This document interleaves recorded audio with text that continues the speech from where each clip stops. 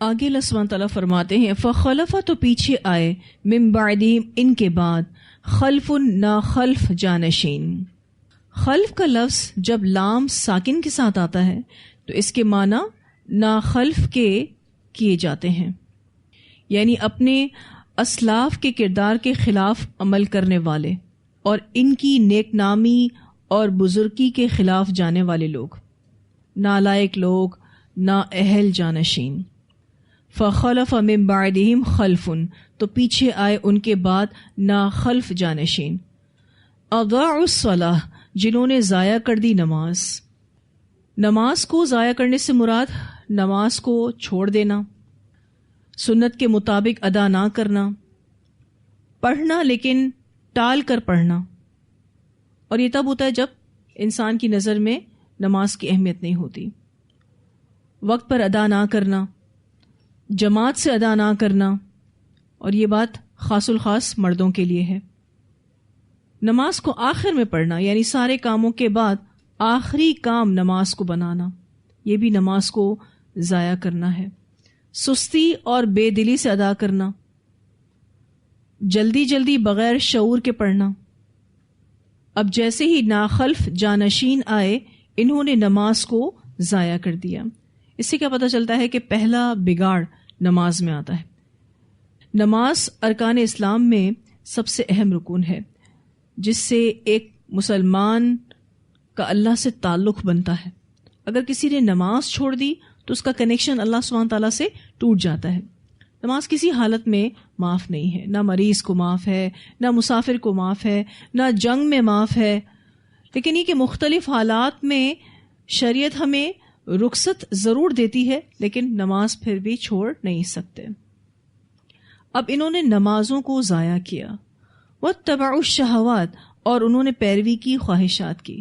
نمازوں کو ضائع کرنے کی وجہ بتائی جا رہی ہے کہ انہوں نے خواہشات کی پیروی کی، یعنی وہ بیوی، بچے، مال، کاروبار میں لگ گئے، کیونکہ یہی چیزیں ہوتی ہیں جو نماز کو لیٹ کرواتی ہیں، کیونکہ نفس اس کی طرف چلا جاتا ہے جس کا دل چاہتا ہے۔ اور آپ دیکھیے تو انہوں نے جو نمازوں کو ضائع کیا، اس کے پیچھے ریزن ان کی اپنی خواہش نفس تھی۔ اس بات کو ہم اس طرح سے سمجھ سکتے ہیں کہ مرد حضرات مال کمانے میں، اپنے کاروبار میں بزی ہو کر نماز کو ضائع کرتے ہیں، اسی طرح سے خواتین اپنے گھر کے کام کاج اور بچوں کی وجہ سے نماز کو ضائع کرتی ہیں۔ اسی لیے اللہ تعالیٰ فرماتے ہیں واتبعوا الشہوات، اور انہوں نے پیروی کی خواہشات کی۔ اس لیے بہت زیادہ کوشش کرنی ہے اپنی نمازوں کی حفاظت کی بھی اور اپنی اولادوں کی نماز کی حفاظت کی بھی۔ بہت زیادہ بچوں کے ساتھ کوشش اور محنت کرنے کی ضرورت ہے، کیونکہ وجہ آپ دیکھیے کہ کیسی بتائی جا رہی ہے، کاروبار میں مشغولیت، گھر کے کام کاج میں مشغولیت۔ فسوف یلقون غیا، تو عنقریب وہ جا ملیں گے عذاب کو۔ یہاں پر غیا کا ایک معنی جہنم کی وادی، جہنم کا نالا، اور دوسرا معنی عذاب بھی ہے، اور تیسرا معنی گمراہی بھی کیا گیا ہے، یعنی جو لوگ نمازوں کو ضائع کریں ان کے گمراہ ہونے میں کوئی شک نہیں۔ فسوف یلقون غیا۔ نمازوں کو ضائع کرنے کے حوالے سے احادیث میں بہت کلام ہوا ہے کہ نمازوں کو ترک کرنا، ان کے اوقات میں غفلت برتنا، نماز کو ضائع کرنا ہے۔ نبی اکرم صلی اللہ علیہ وسلم نے فرمایا آدمی اور شرک و کفر کے درمیان فرق ترک نماز کا ہے۔ اسے مسلم نے روایت کیا ہے۔ اب آپ دیکھیے کہ ایک انسان مومن ہے اور دوسرا کافر یا مشرک ہے، ان دونوں کے درمیان ڈفرینشیٹ کون سی عبادت کرتی ہے؟ نماز۔ نبی اکرم صلی اللہ علیہ وسلم نے فرمایا وہ عہد جو ہمارے اور کافروں کے درمیان ہے وہ نماز ہے، تو جس نے نماز کو چھوڑ دیا بے شک اس نے کفر کیا۔ اسے ترمذی نے روایت کیا ہے۔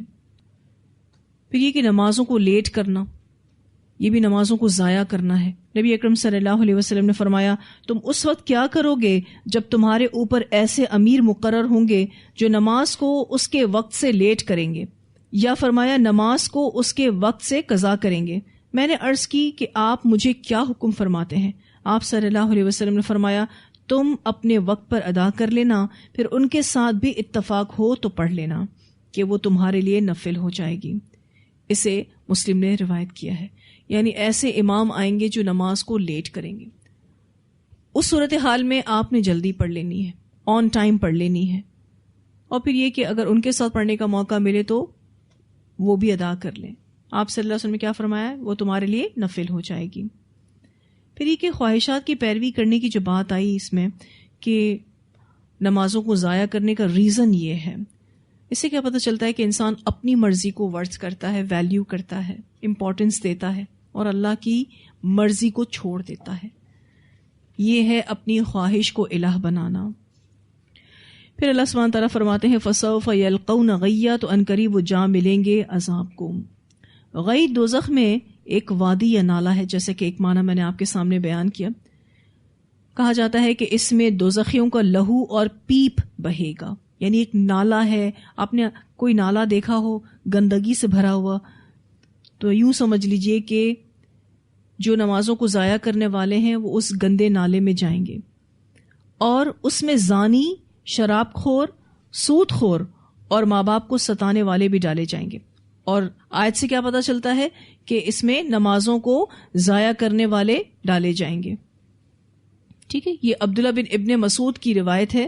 وہ کہتے ہیں کہ غی جہنم کا ایک کنواں یا وادی ہے، یعنی قیامت کے دن ایسے لوگ جہنم کے اسی کنویں یا وادی میں ڈال دیے جائیں گے۔ اور آپ دیکھیے کہ اس ندی میں یا اس وادی میں یا نالے میں، وٹ ایور جو بھی معنی آپ لینا چاہیں لے سکتے ہیں، کتنے بڑے بڑے گناہ گار ہوں گے، زانی، شراب خور، سود خور، ماں باپ کو ستانے والا، یہ سب بھی اس میں ڈالے جائیں گے۔ اللہ تعالیٰ ہمیں اس چیز سے بچائے کہ ہم نمازوں کو ضائع کریں۔ سب سے پہلی پرائیورٹی نماز ہونی چاہیے، باقی سارے کام اللہ ایسی برکت دیتا ہے الحمدللہ کہ ہو جاتے ہیں، باقی سارے کام آپ کے ہو جائیں گے۔ آپ نمازوں کو آن ٹائم رکھیں، اللہ تعالیٰ آپ کے وقت میں ایسی برکت دے گا، آپ کی صحت میں ایسی برکت دے گا، اور کام بھی جو آپ کے کرنے کے ہوں گے نا وہ بھی بخوبی انجام پائیں گے انشاءاللہ تعالیٰ۔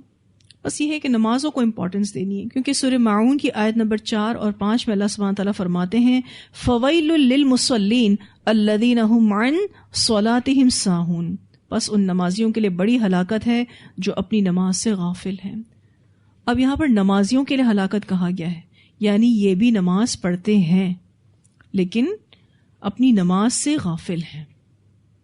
اللہ مگر من تابا، جو توبہ کر لے، وآمنا اور ایمان لے آئے، وعمل صالحا اور نیک عمل کرے، فاولئک یدخلون الجنۃ، تو یہی لوگ وہ داخل ہوں گے جنت میں، ولا یظلمون شیئا اور نہ وہ ظلم کیے جائیں گے کچھ بھی۔ اب آپ دیکھیے توبہ کرنے کے بعد ایمان لانے کی بات ہو رہی ہے، یہاں غور کیجیے، تو جو توبہ کر لے اور ایمان لے آئے، ایمان لانے کی بات اس لیے آئی ہے کہ نماز کو ضائع کرنے اور اپنی خواہش کے پیچھے لگنے والا ایمان والا نہیں رہتا، یعنی اس کا ایمان خراب ہوتا ہے۔ ایسے گناہ گاروں کو جہاں توبہ کرنی ہے وہاں توبہ کر کے یہ وعدہ بھی کرنا ہوگا کہ آئندہ پھر سے وہ کام نہیں کریں گے، بلکہ نیک عمل بجا لائیں گے، جیسے کہ آگے آ رہا ہے وَعَمِلَ صَالِحًا، اور نیک عمل کرے تو اللہ تعالیٰ اس کے پچھلے تمام گناہ معاف کر دے گا۔ اور یہ بھی یاد رکھنے والی بات ہے کہ پچھلے نیک اعمال کا پورا پورا بدلہ دیا جائے گا، یعنی ماضی میں جو گناہ کیے وہ تو معاف ہو جائیں گے، لیکن ماضی میں جو نیک عمل کیے اس کا اجر بھی ملے گا، کیونکہ بسا اوقات کچھ غلطیاں ایسی ہوتی ہیں جہاں وہ آپ کو گناہ گاروں کی لسٹ میں لے جاتی ہیں، وہاں وہ نیکیوں کو برباد کرنے کا سبب بھی بنتی ہیں۔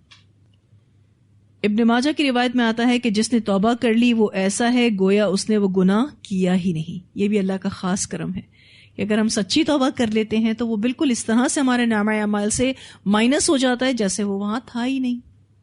اللہ تعالیٰ فرماتے ہیں الا من تاب وآمن وعمل صالحا فاولئک يدخلون الجنۃ ولا یظلمون شیئا، جنت میں داخل کیے جائیں گے اور کسی قسم کا ظلم ان پر نہیں ہوگا، یعنی ان کے اعمال صالحہ کا معمولی سا اجر بھی ضائع نہیں ہوگا، اور یہ اللہ سبحانہ تعالیٰ کی مہربانی ہے۔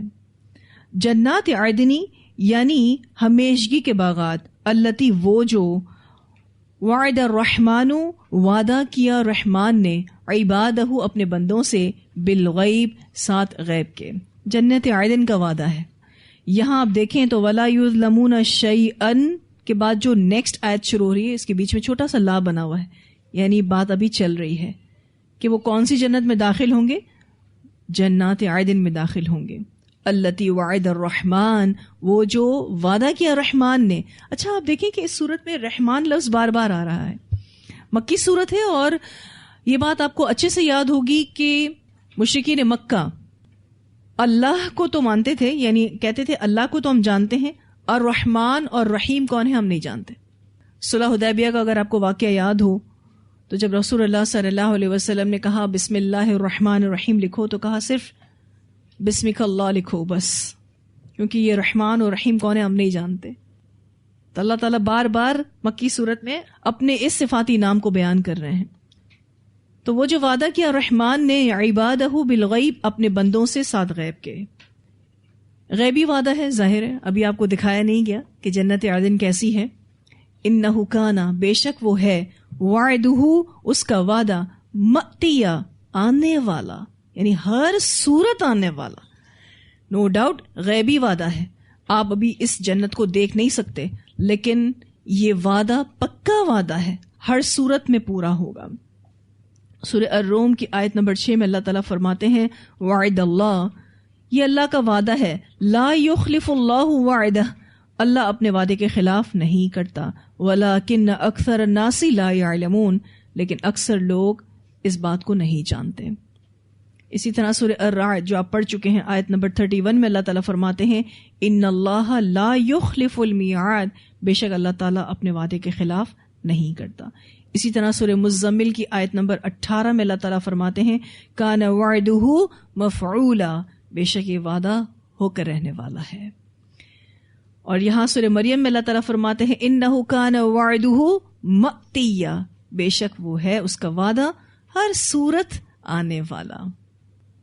اللہم اجعلنا منہم، اللہ تعالیٰ ہمیں ان لوگوں میں شامل کرے۔ لا یسمعون فیہا، نہ وہ سنیں گے اس میں، یعنی اس جنت میں، لغون کوئی لغو بات، الا مگر سلامن سلام ہی۔ لغون سے مراد یہاں پر بیہودہ بات ہے، فحش بات ہے، غیبت پر مبنی، جھوٹ پر مبنی، گھٹیا بات، ہلکی بات، بیکار بات، فضول بات۔ اب یہ جنتی جنت میں لغو نہیں سنیں گے، اس لیے نہیں سنیں گے کہ وہاں پر بامقصد گفتگو کرنے والے ہی جائیں گے۔ اس دنیا میں جو بامقصد گفتگو کرتے رہے، اپنے کلام کو پاکیزہ رکھتے رہے، وہی جنت میں جائیں گے۔ اور جنت میں اس طرح کی کوئی بھی بات نہیں ہوگی، ہوگی بات الا مگر سلامن سلام ہی، یعنی جنت میں جو بھی جائے گا وہ آپس میں پیار محبت کے ساتھ رہے گا، خلوص کے ساتھ رہے گا۔ یعنی یہ ایک ایسی سوسائٹی ہوگی جو ہر طرح کے عیب سے پاک ہوگی۔ جنت کی جو سوسائٹی ہوگی نا، جو معاشرہ ہوگا، وہ ہر عیب سے پاک ہوگا۔ وَلَهُمْ، اور ان کے لیے ہوگا، رِزْقُهُمْ، ان کا رزق، فیہا اس میں، کس میں؟ جنت میں، بکرۃ وعشیہ، صبح اور شام۔ بکرا کہتے ہیں بریک فاسٹ کو، صبح کا ناشتہ، اور عشیہ کہتے ہیں لیٹ لنچ یا پھر ارلی ڈنر، دیر سے آپ دوپہر کا کھانا کھائیں یا جلدی رات کا کھانا کھا لیں تو اس کو کہتے ہیں عشیہ۔ 2 meals اونلی، جنت میں صرف 2 meals ملیں گے آپ کو، آفیشلی 2 meals ہوں گے، بکرۃ وعشیہ، باقی آپ جتنا کھانا چاہیں وہ آپ کی مرضی ہے، ٹھیک ہے۔ اس بارے میں ایک روایت بھی آتی ہے، نبی اکرم صلی اللہ علیہ وسلم نے فرمایا پہلا گروہ جو جنت میں جائے گا، ان کے چہرے 14ویں رات کے چاند کی طرح روشن اور نورانی ہوں گے۔ اللہم اجعلنا منہم۔ 14ویں کا چاند دیکھا نا کتنا پیارا ہوتا ہے، ایسے چمکیں گے جنتیوں کے چہرے۔ اور کون سے گروہ کے؟ جو پہلا گروہ ہوگا جو جنت میں داخل ہوگا، وہ نہ اس میں تھوکیں گے، نہ انہیں ناک سے کوئی آلائش آئے گی، اور نہ وہ پیشاب اور پاخانہ کریں گے۔ ان کے برتن سونے کے ہوں گے، یعنی لگژریس لائف ہوگی۔ ان کی کنگیاں سونے کی اور چاندی کی ہوں گی، اور ان کی انگیٹھیوں کا ایندھن عود کا ہوگا، اور ان کے پسینے میں مشک کی خوشبو پھوٹے گی۔ ان میں سے ہر ایک کی 2 بیویاں ہوں گی، جن کا حسن کی وجہ سے پنڈلیوں کا گودا گوشت کے نیچے سے نظر آئے گا۔ جنتیوں کا آپس میں کوئی اختلاف نہیں ہوگا، اور نہ بغض و عناد ہوگا. ان کے دل ایک دل کی مانند ہوں گے اور وہ صبح و شام اللہ کی تسبیح پڑھا کریں گے. اسے بخاری نے روایت کیا ہے. اب آپ دیکھیے کہ اللہ تعالیٰ نے ان جنتیوں کا ذکر کر کے ہمیں موٹیویشن دی ہے نا کہ ہم نے اس میں جانا ہے انشاءاللہ تعالیٰ. اور یہ جو یہاں بات ہو رہی تھی کہ ان میں سے ہر ایک کی 2 بیویاں ہوں گی. میں سلسلۃ صحیحہ کی ایک حدیث پڑھ رہی تھی کہ جنت میں عورتوں کی تعداد زیادہ ہوگی. ریزن یہ ہوگا کیونکہ ایک مرد تو اس کی ایٹ لیسٹ 2 بیویاں تو ہوں گی. ٹھیک ہے, تو عورتیں زیادہ ہوئی نا. یہ اور بات ہے کہ دنیا کی عورتیں وہاں کم ہوں گی اور اسپیشل جو مخلوق ہے اللہ کی حور وہ وہاں زیادہ ہوں گی, کیونکہ دنیاوی عورتیں جو ہیں شوہروں کی ناشکری کرنے کی وجہ سے اور لان تان کرنے کی وجہ سے, یعنی بہت برا بھلا بولتی ہیں, اس کی وجہ سے جنت میں نہیں جائیں گی, کم جائیں گی. یعنی جو یہ نہیں کریں گی وہ جائیں گی. پھر ایک اور روایت آتی ہے, نبی اکرم صلی اللہ علیہ وسلم نے فرمایا, شہید لوگ اس وقت ایک نہر کے کنارے جنت کے دروازے کے پاس سبز رنگ کے کبوں یعنی خیموں میں ہیں. انہیں صبح و شام ان کی روزی جنت میں سے پہنچائی جاتی ہے. اسے مسند احمد نے روایت کیا ہے. تو شہداء آلریڈی یہ میلز لے رہے ہیں. کس طرح سے لے رہے ہیں یہ اللہ بہتر جانتا ہے, کیونکہ ان کی ابھی برزخ کی زندگی ہے. لیکن اللہ کے لیے کچھ مشکل نہیں کہ برزخ کی زندگی میں بھی جنت کا مزہ دینا شروع کر دیں. تلکل جنت, یہ وہ جنت ہے, التی جس کا نورث ہم وارث بنائیں گے, من عبادنا اپنے بندوں میں سے, من کان تقیہ وہ جو تقوی والا ہوگا, جو متقی ہوگا وہی اس کا وارث بنے گا. اچھا, وارث اس لیے کہا جا رہا ہے کیونکہ ہمارے باپ آدم وہاں گئے تھے اور ظاہر ہے ہم ان کی اولاد ہیں, تو جب ہم جنت میں جائیں گے تو آبویسلی ہم پھر وارث ہوں گے. اور یہاں اس آیت میں واضح طور پر بتا دیا گیا کہ جنت اس کے حصے میں آئے گی جو اللہ سے ڈرے گا. بہترین جزا ہے, بہترین مقام ہے. لیکن اس جزا کے لیے, اس مقام کے لیے خود بھی سیدھے راستے پر چلنا ہے اور اپنے گھر والوں کو بھی سیدھے راستے پر چلانا ہے. جیسے کہ قرآن پاک میں آتا ہے, کو انفسکم و اہلیکم نارا, بچاؤ اپنے آپ کو اور اپنے گھر والوں کو آگ سے. اور علم حاصل کرنے کا جو مقصد ہے وہ یہی ہے کہ ہم علم حاصل کریں گے تو ہی ہمارا ایمان بڑھے گا. یعنی معرفت سے ہی ایمان حاصل ہوتا ہے اور ایمان سے عمل پھوٹتا ہے. آپ ایسے ہی کوئی آٹومیٹکلی عمل کرنا تھوڑی نہ شروع کر سکتے ہیں. آپ کو پہلے علم حاصل کرنا پڑے گا, پھر آپ کو عمل کرنا پڑے گا. میں ایک روایت پڑھ رہی تھی جس میں ابن عمر تھے, انہوں نے ایک حدیث پڑھی کہ جو بھی نماز جنازہ پڑھے گا, یعنی کسی کی نماز جنازہ پڑھے گا اور اس کی تدفین تک جائے گا, یعنی اس پورے پروسیس میں پارٹیسپیٹ کرے گا, تو اس کو 2 پہاڑوں کے بدلے اجر ملے گا. جب انہوں نے یہ حدیث پڑھی تو ان کو یہ کنفرم نہیں تھا کہ واقعی یہ حدیث ہے یا نہیں. انہوں نے ایک صحابی کو حضرت عائشہ کے پاس بھیجا کیونکہ نبی اکرم صلی اللہ علیہ وسلم وفات پا چکے تھے. تو انہوں نے حضرت عائشہ کے پاس ایک صحابی کو بھیجا کہ جا کے کنفرم کر کے آؤ کہ واقعی یہ حدیث ہے یا نہیں. اور اتنی دیر میں ابن عمر اپنے ہاتھ میں ایک پتھر کو اوپر نیچے کر رہے تھے. وہ صحابی آئے کنفرم کر کے کہ ہاں واقعی یہ حدیث ہے, حضرت عائشہ کہہ رہی ہیں کہ یہ صحیح حدیث ہے. تو انہوں نے پتھر کو زور سے زمین پر دے مارا اور انہوں نے کہا کہ مجھے کتنی اپرچونٹیز ملی اپنی زندگی میں اس عمل کو کرنے کے لیے, اور میں نے اپنے کتنے پہاڑ ضائع کر دیے. اس سے کیا پتہ چلتا ہے کہ آپ کو نیک اعمال کے لیے علم ضروری ہے, کیونکہ علم سے ہی آپ کو عمل کی تقویت ملتی ہے. آپ کریں گے تب نا جب آپ کو پتہ ہوگا, ورنہ ہم کتنی ایسی اپرچونٹیز کو جس سے ہمیں بے شمار اجر مل سکتا ہے ضائع کر دیتے ہیں. تو اللہ تعالیٰ فرماتے ہیں کہ جو متقی ہوگا وہی جنت میں جائے گا, وہی جنت کا وارث ہوگا. اور یاد رکھیے گا کہ جو برائیاں ہیں نا, شیخ الاسلام ابن تیمیہ رحمہ اللہ اس کے بارے میں فرماتے ہیں کہ بلا شبہ برائی سے دل میں اندھیرا, چہرے پر سیاہی, جسم میں کمزوری, رزق میں کمی اور لوگوں کے دل میں نفرت پیدا ہوتی ہے. مجموع الفتاوی میں ان کا یہ قول آتا ہے. یہ برائی ایسی ہے, آج لوگ برائی خواہشات نفس کے غلبے میں پڑھ کر کرتے ہیں, ہم بھی کر جاتے ہیں. ہمیں بھی اس چیز سے رکنا چاہیے, کیونکہ برائی آپ کو کبھی بھی فائدہ نہیں دے گی, نہ دنیا میں نہ آخرت میں.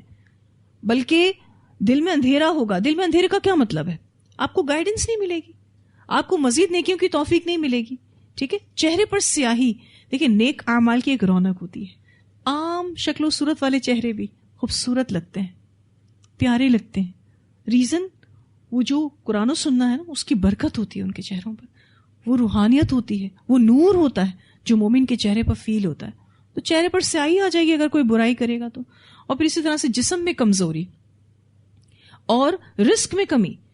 آج اگر کوئی پریشان ہے رزق کے اعتبار سے, کہاں یہ سوچ آتی؟ لوگ یہ کہتے ہیں مہنگائی ہو گئی, یہ ہو گیا, وہ ہو گیا, کاروبار خراب ہو گیا, کام نہیں چل رہا, بہت سارے ریزنز دیتے ہیں. لیکن یہ ریزن کون دیتا ہے کہ ہم نیک اعمال میں پیچھے ہیں؟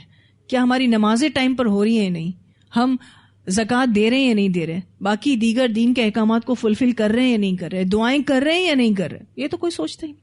پھر یہ کہ لوگوں کے دل میں نفرت پیدا ہوتی, یعنی آپ کے دل میں بھی لوگوں کے لیے نفرت پیدا ہوگی, آپ کو لوگ اچھے نہیں لگیں گے اور لوگوں کو آپ اچھے نہیں لگیں گے. یہ برائی کا آفٹر ایفیکٹ ہے, بعد میں آنے والا اثر.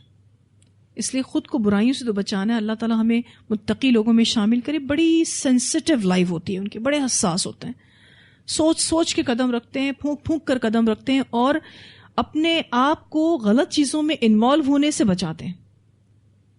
تو پھر انشاءاللہ وہ جنت کے وارث بنیں گے. پھر اللہ سبحانہ تعالیٰ فرماتے ہیں وَمَا نَتَنَزَّلُ, اور نہیں ہم, یعنی فرشتے اترا کرتے. جبرائیل کا قول ہے لیکن آیا آیت کے طور پر ہے, الا مگر بِأَمْرِ رَبِّكَ, آپ کے رب کے حکم سے. لہو, اس کے لیے, ما بین ایدینا, جو ہمارے آگے ہے یعنی مستقبل, وما خلفنا, اور جو ہمارے پیچھے یعنی ماضی, وما بین ذالک, اور جو اس کے درمیان یعنی حال. وما کانا, اور نہیں ہے, اور ربک نسیا, آپ کا رب بھولنے والا. اب کیا ہوا تھا کہ جبرائیل امین نے یہ بات آپ صلی اللہ علیہ وسلم سے کہی؟ ہوا یہ تھا کہ ایک مرتبہ جبرائیل امین سے نبی اکرم صلی اللہ علیہ وسلم نے فرمایا, آپ جتنا ہماری ملاقات کے لیے آتے ہیں اس سے زیادہ کیوں نہیں آتے, یعنی آپ جلدی جلدی ہمارے پاس کیوں نہیں آتے, آپ اتنا تھوڑا تھوڑا کیوں آتے ہیں, یا اتنا دیر دیر سے کیوں آتے ہیں. کتنے پیارے انداز میں نبی اکرم صلی اللہ علیہ وسلم نے حضرت جبرائیل سے کہا کہ آپ ہماری ملاقات کے لیے جتنا آتے ہیں اس سے زیادہ کیوں نہیں آتے. اس کے جواب میں یہ آیت اتری, وَمَا نَتَنَزَّلُ إِلَّا بِأَمْرِ رَبِّكَ.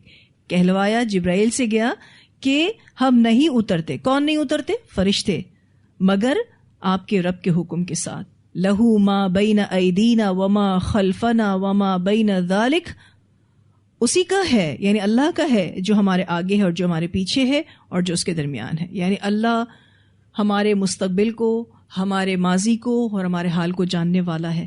پھر فرمایا وما کان ربک نسیا, اور آپ کا رب کبھی بھولنے والا نہیں ہے. اسے بخاری نے روایت کیا ہے. تو اس آیت کا ایک شان نزول ہے. آیت کا مفہوم جبرائیل امین کی زبانی ہے کہ اے محمد صلی اللہ علیہ وسلم, ہم فرشتے زمین پر یا ایک آسمان سے دوسرے آسمان پر آپ کے رب کے حکم کے بغیر نہیں اترتے. ہماری مرضی نہیں چلتی, ہم اختیار نہیں رکھتے, یعنی میرے پاس پاورز نہیں ہیں. اور اگر اللہ تعالیٰ آپ کے پاس جلدی جلدی وحی بھیجتا ہے یا دیر سے وحی بھیجتا ہے, اس میں اس کی مصلحتیں ہیں, اس کی حکمتیں ہیں. اور یہ جو وما کان ربک نسیا کے الفاظ آئے ہیں, اس کے بارے میں احادیث بھی آتی ہیں کہ اللہ تعالیٰ کوئی بات بھولتے نہیں ہیں یا اللہ تعالیٰ کو کوئی بات بھولی ہوئی نہیں ہے.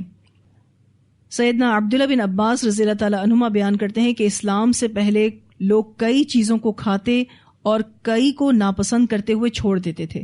تو اللہ تعالیٰ نے اپنا نبی مبعوث فرمایا, اپنی کتاب نازل کی, حلال کو حلال اور حرام کو حرام ٹھہرایا. تو جس کو اس نے حلال کیا وہ حلال ہے, اور جس کو اس نے حرام کیا وہ حرام ہے, اور جس کے بارے میں خاموشی اختیار کی وہ معاف ہے. اسے ابو داؤد نے روایت کیا ہے. کیونکہ آپ کے ذہن میں یہ سوال آ سکتا ہے نا کہ اگر اللہ تعالیٰ نے کسی چیز کے بارے میں نہیں بتایا تو کیا اللہ تعالیٰ بتانا بھول گئے؟ نعوذ باللہ.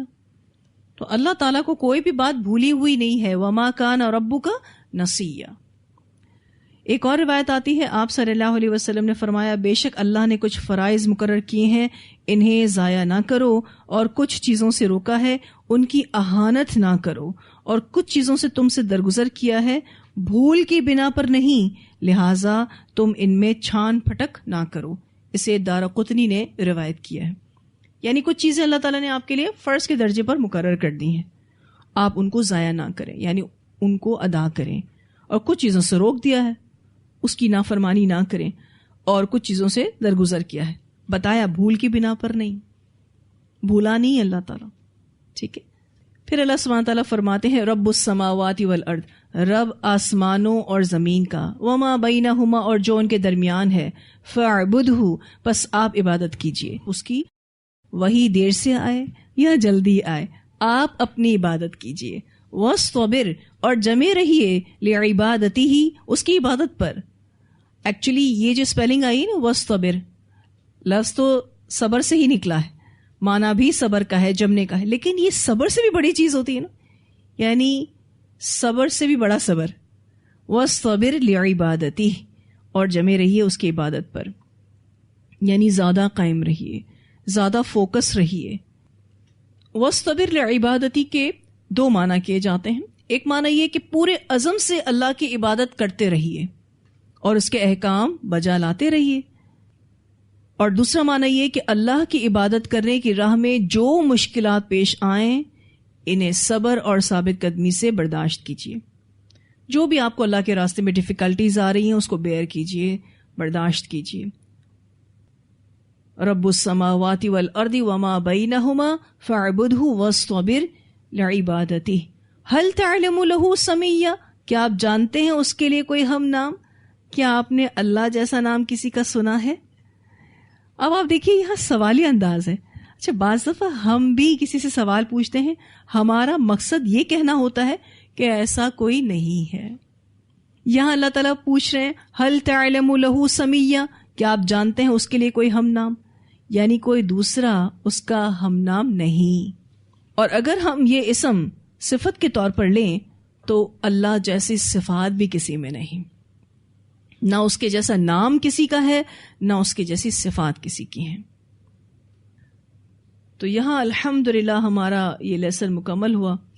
اتنی آیات کی تلاوت سنتے ہیں.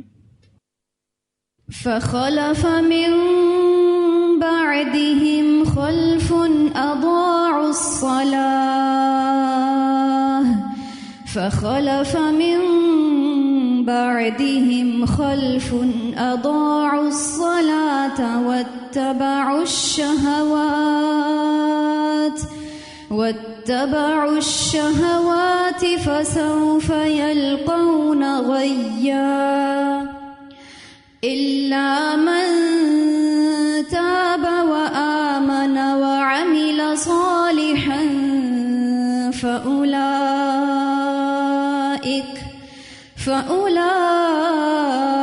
فأولئك يدخلون الجنة ولا يظلمون شيئا. جنات عدن التي وعد